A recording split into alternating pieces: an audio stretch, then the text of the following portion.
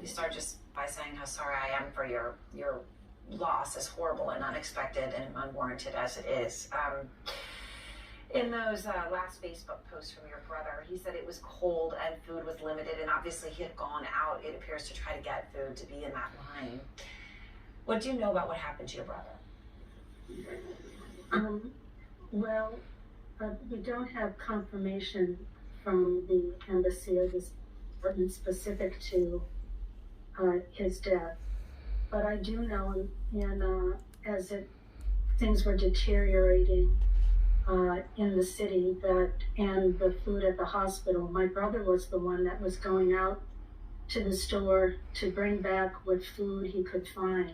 Was how patient the Ukrainian people were, waiting in line of maybe 100 people and just taking what they need and leaving food and other supplies in the store for the rest in the line. And at one point a missile went by him and landed at a distance that did not hurt the people in the line. Wow. So my brother was the helper that people find in a crisis.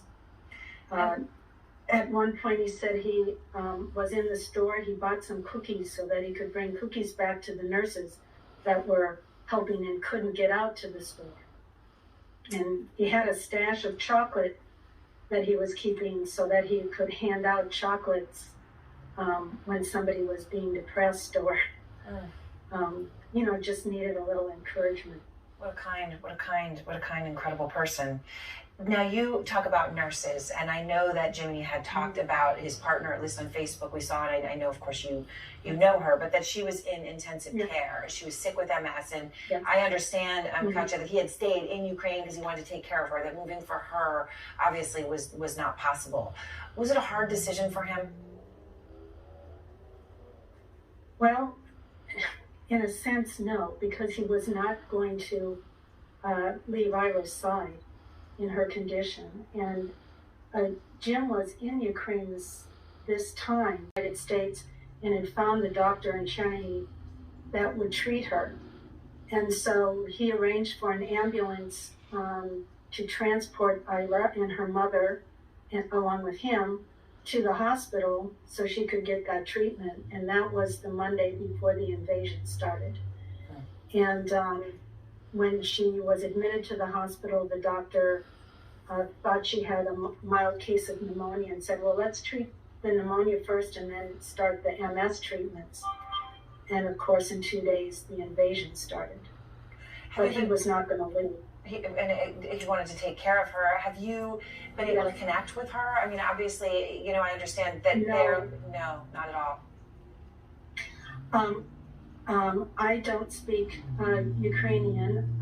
Ira's mother had 2 phone numbers, and so we had a group that helped with Ira's care and respite for her mother.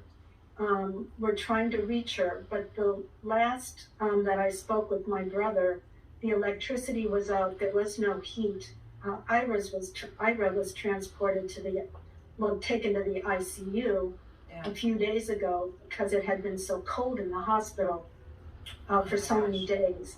But the phones, my brother said he was reserving battery on his phone because they couldn't charge them, and I can only assume that Ira's mother's phone is, unable to be charged at this point.